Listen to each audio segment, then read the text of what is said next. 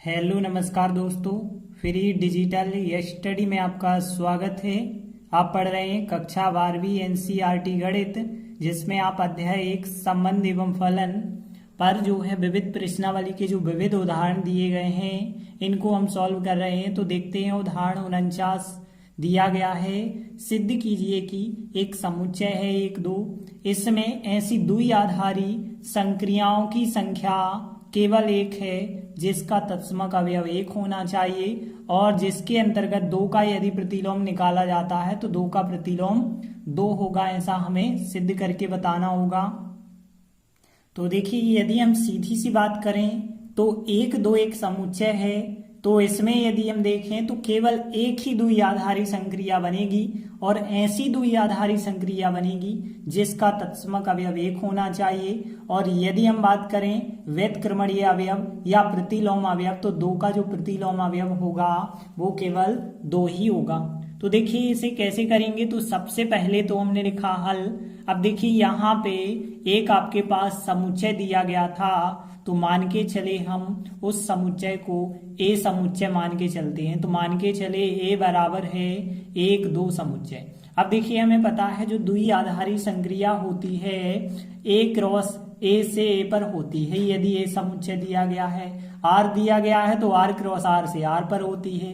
तो यहाँ पे हम क्या करते हैं, इसीलिए हम यहाँ क्रॉस गुणनफल ज्ञात करते हैं, कार्तीय गुणा करते हैं ए का ए से। ठीक है, जब ए का ए से करेंगे तो 1 2 का हमें 1 2 से ही करना होगा और 1 2 का यदि आप 1 2 से करेंगे तो आपको क्या प्राप्त होगा, 1 का 1 के साथ करना होगा तो 1 1 प्राप्त होगा। 1 का 2 के साथ करेंगे 1 2 प्राप्त होगा। 2 का 1 के साथ करेंगे 2 1 आएगा। 2 का 2 के साथ करेंगे तो 2 2 आएगा। तो इस प्रकार से हमें ए क्रॉस ए प्राप्त होता है। अब यहाँ पे जो द्विआधारी संक्रिया बनेगी, तो यहाँ पे जो द्विआधारी संक्रिया बनेगी, समझ लीजिए स्टार एक द्विआधारी संक्रिया बनेगी और जो कि ए क्रॉस ए से ए पर होगा।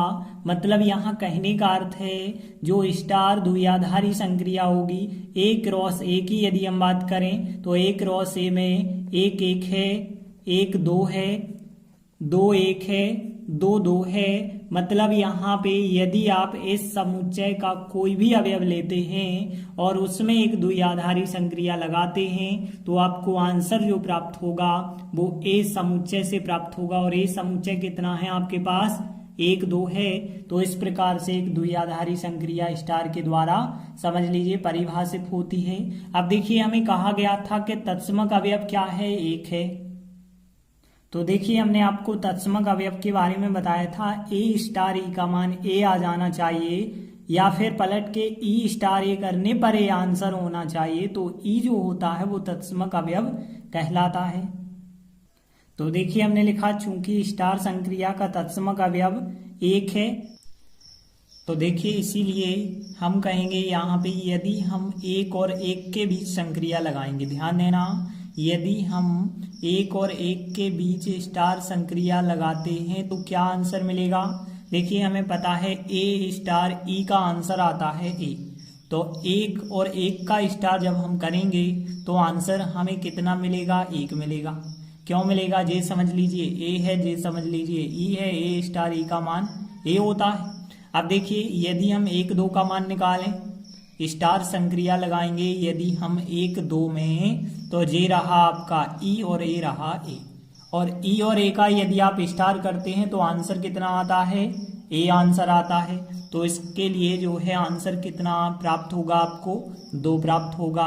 और यदि आप देखिए यहाँ 2 1 के लिए यदि संक्रिया लगाते हैं 2 1 के लिए, तो आपका ए रहा ए और ए रहा ई, ए स्टार ई करते हैं तब आपको आंसर ए प्राप्त होता है। तो यहाँ पे आपको 2 ही प्राप्त होगा। अब देखा जाए यहाँ 1 और 1 में संक्रिया लगाने पे 1 आंसर, 1 और 2 के भी संक्रिया लगाने पे 2 आंसर, 2 और 1 के भी संक्रिया लगाने पे 2 आंसर। अब एक शेष युग्म आपका बच जाता है 2 और 2।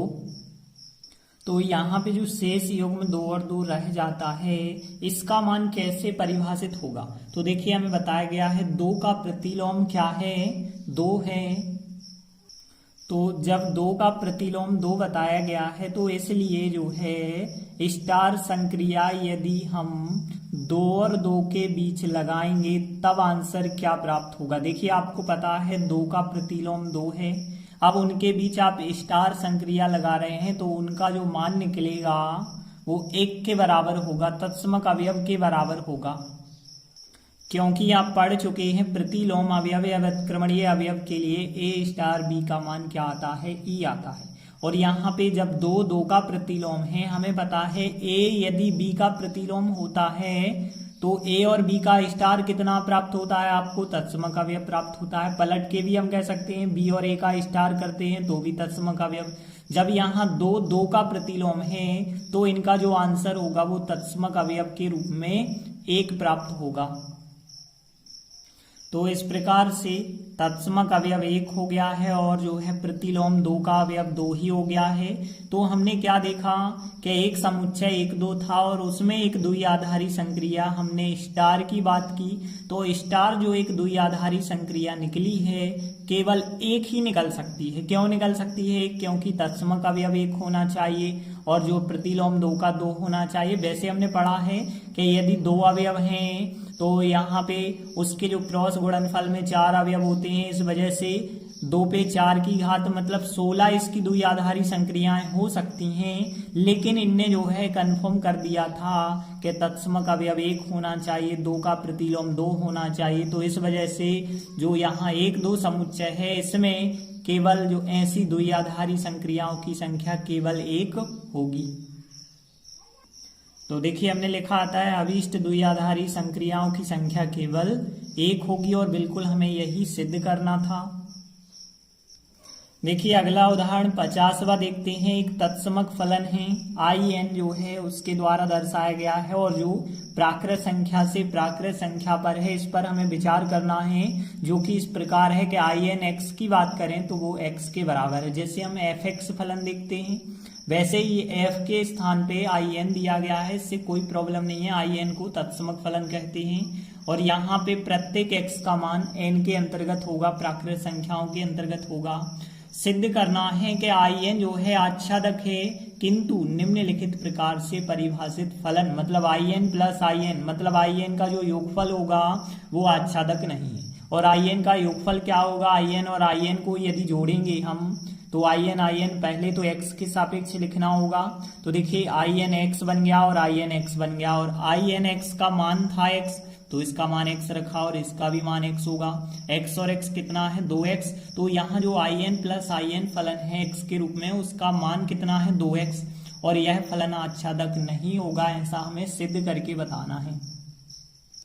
तो देखिए सबसे पहले हम लिखेंगे दिया है हमें क्या दिया गया है, एक तत्समक फलन दिया गया है जो कि IN x बराबर x के रूप में है।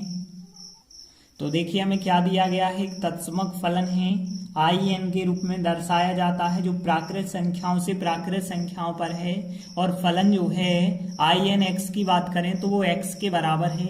अब यहाँ प्रत्येक x जो है प्राकृत संख्याओं से लिया गया है। अब हमें दर्शाना है कि यह फलन आच्छादक है। तो यदि आप देखें IN फलन n से n पर है मतलब पहला जो आपका समुच्चय है मतलब जो प्रांत है वो n है और सह प्रांत की बात करें तो यह भी आपका n है। देखिए यहाँ पे यदि आप 1 रखते हैं तो देखिए 1 रखने पे आपको 1 आंसर मिलेगा, 2 रखने पे आपको 2 आंसर मिलेगा, 3 रखने पे 3 आंसर मिलेगा। मतलब यहाँ कहने का अर्थ है जो भी संख्या आप रखेंगे वही की वही संख्या आंसर मिल जाएगी। तो यहाँ पे जो दूसरा वाला n है मतलब जो सह प्रांत है, सह प्रांत का कोई भी अवयव खाली नहीं बचा होगा। क्यों नहीं बचा होगा? क्योंकि हमें पता है जो मान हम x का रख रहे हैं वही मान y बनता जा रहा है। 1 रखा हमने x का मान तो आंसर 1 बना, 2 रखा तो 2 बन गया। मतलब जो x का मान रख रहे हैं वही y का मान बन रहा है। इस वजह से जो फलन है आच्छादक होगा। तो देखिए बिल्कुल हमने यही लिखा है, यहाँ स्पष्ट है कि जो IN फलन है वो आच्छादक है। क्यों है?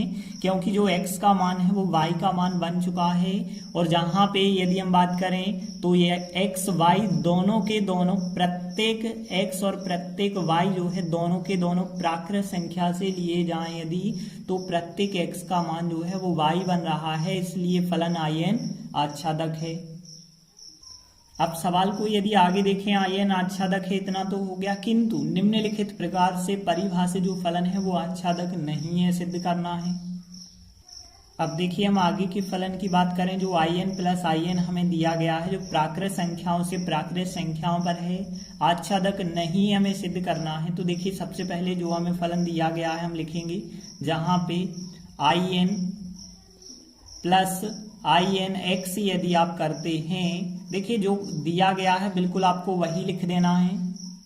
तो देखिए जो हमें यह फलन दिया गया है यह आच्छादक क्यों नहीं होगा। देखिए यहाँ पे यह फलन आयन प्लस आयन की बात करें, जो n से n पर है, पहला समुच्चय n है, दूसरा समुच्चय भी n है, लेकिन ध्यान देना यदि आप यहाँ पे 1 रखते हैं तो यहाँ पे आंसर कितना मिलता है 2x, मतलब 2 एकम 2 आंसर मिलेगा।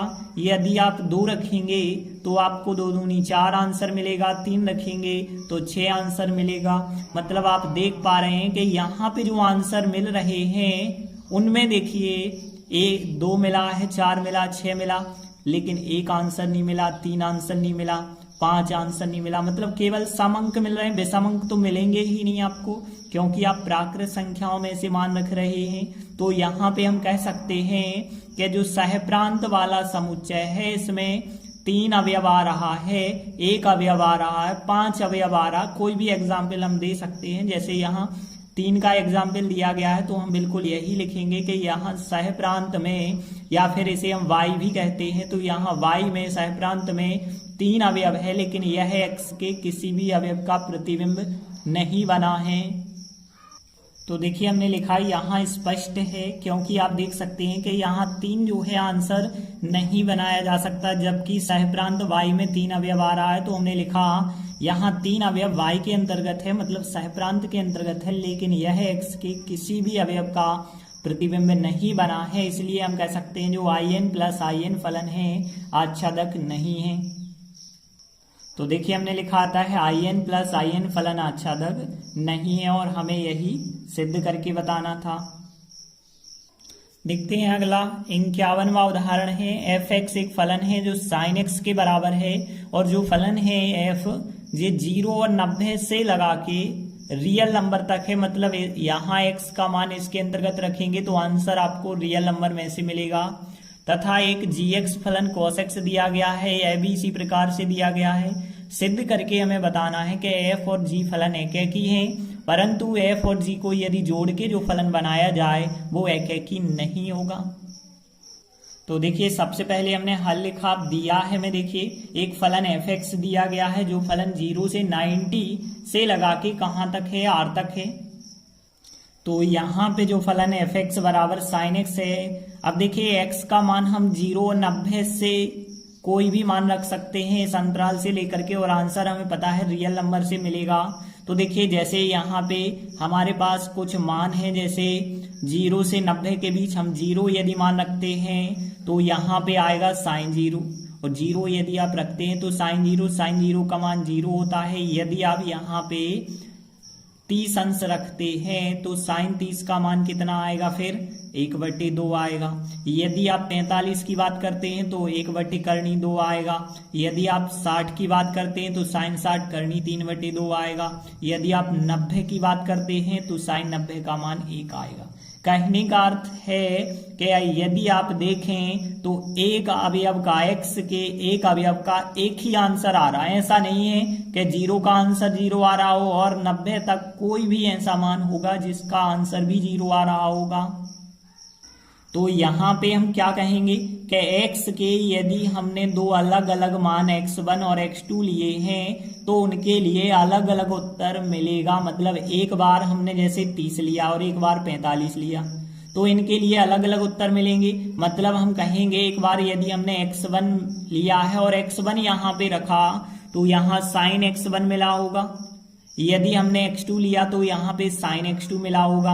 अब देखिए दोनों जो मिले होंगे वो बिल्कुल बराबर नहीं मिले होंगे, क्योंकि x1 x2 हमने भिन्न भिन्न अवयव लिए थे। तो हम क्या कहेंगे कि यदि हम इस अंतराल में 2 भिन्न भिन्न अवयव लेते हैं तो उनके लिए sin x1 का मान sin x2 के बराबर नहीं होगा। तो देखिए हमने यहाँ पे लिखा कि 0 से 90 तक का जो अंतराल है, इसके यदि दो भिन्न भिन्न अवयव हमने x1 और x2 लिए हैं, तो इनके लिए अलग अलग अवयव लिए हैं, तो sin x1 और sin x2 बराबर नहीं आएंगे, अर्थात एक अवयव का एक ही प्रतिबिंब बना होगा। तो हम कह सकते हैं अर्थात x का प्रत्येक अवयव, कोई भी x का अवयव हम ले लें तो प्रत्येक अवयव का अलग अलग प्रतिबिंब बना होगा, अतः जो f फलन होगा एक एक ही होगा।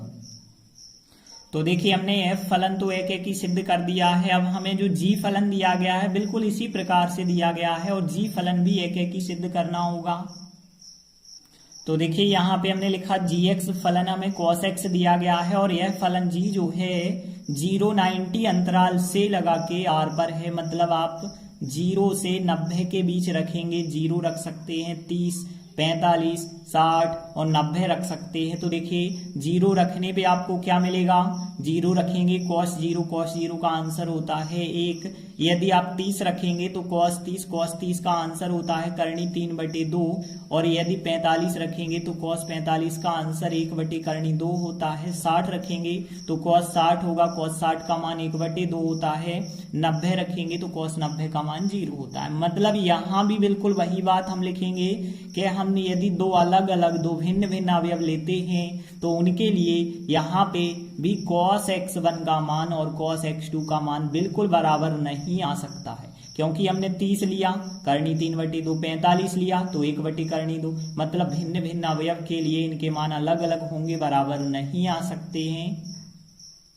तो देखिए हमने यहाँ भी कहा बिल्कुल वही बात जो ऊपर कही थी कि 0-90 जो अंतराल है इसके दो भिन्न भिन्न अवयव यदि x1 x2 लिए जाते हैं तो बिल्कुल भी cos x1, क्योंकि यहाँ पे पहले हमने x1 रखा तो cos x1, फिर दूसरा अवयव रखा तो cos x2 आया, दोनों बिल्कुल बराबर नहीं आएंगे, मतलब x के प्रत्येक अवयव का अलग अलग प्रतिबिंब होगा, अतः g फलन भी एक एक ही होगा। तो देखिए यहाँ पे सिद्ध हो चुका है कि f फलन एक एक ही है, g फलन एक एक ही है। अब हमें सिद्ध करना कि f प्लस g एक एक ही नहीं है। तो यहाँ पे देखिए अब f प्लस g फलन कैसे बना होगा। देखिए f फलन 0 से 90 अंतराल से r पर है, g फलन भी बिल्कुल उसी प्रकार से है, तो f प्लस g फलन भी बिल्कुल 0 से 90 अंतराल से लगा के r पर होगा। अब देखिए जैसे fx है sin x और gx है cos x, तो f प्लस जो g होगा f प्लस g फलन होगा। यदि हम बात करें तो f प्लस g फलन x के रूप में वो क्या होगा, इन दोनों का योगफल होगा, मतलब हम कह सकते हैं कि sin x plus cos x होगा। अब हम दर्शाएंगे कि जो f प्लस g फलन है एक एक ही नहीं है। तो देखिए यहाँ पे हम x का मान रख के देखेंगे। तो देखिए हम पहले क्या करते हैं, यहाँ f प्लस g x का मान एक बार 0 लेते हैं। तो देखिए जब आप 0 लेंगे तो x का मान 0 यहाँ रखना होगा, यहाँ रखना होगा, तो फिर आएगा साइन 0 प्लस यहाँ पे cos x के स्थान पे 0 रखेंगे। पता है साइन 0 का मान 0 होता है और cos 0 का मान 1 होता है, और 0 प्लस 1 करेंगे तो आंसर कितना आएगा 1। अब देखिए तथा यदि हमने इस बार 0 रखा है, अब यदि हम यहाँ पे 90 रखते हैं तो f प्लस g, यहाँ पे हम 90 रख रहे हैं, 90 का मतलब π/2 रखेंगे, तो यहाँ पे साइन π/2 प्लस cos π/2 आएगा, साइन π/2 आएगा प्लस cos π/2 आएगा। अब यदि हम देखें तो साइन 90 का मान कितना होता है 1, cos 90 का मान कितना होता है 0, दोनों को यदि आप जोड़ेंगे तो कितना आंसर आएगा 1। अब आप देख सकते हैं कि 0 रखने पे उत्तर आया 1 और 90 रखने पे भी उत्तर आया 1, क्योंकि हमें पता है कि जो 0 और 90 जो हमने दो अवयव रखे थे वो अवयव बराबर भी नहीं है, फिर भी आंसर इनका एक सा आया है, अतः हम कह सकते हैं कि जो f प्लस g फलन होगा वो एक एक ही नहीं होगा। तो देखिए हमने लिखा आता है f प्लस g फलन एक एक ही नहीं है। तो इस प्रकार से हमारा सवाल सिद्ध हो जाता है। तो इस प्रकार हमने आज 3 महत्वपूर्ण उदाहरण किए और इस प्रकार से हमारा अध्याय 1 भी कंप्लीट होता है। आगे के वीडियो में हम आगे का अध्याय शुरू करेंगे, तब तक के लिए धन्यवाद।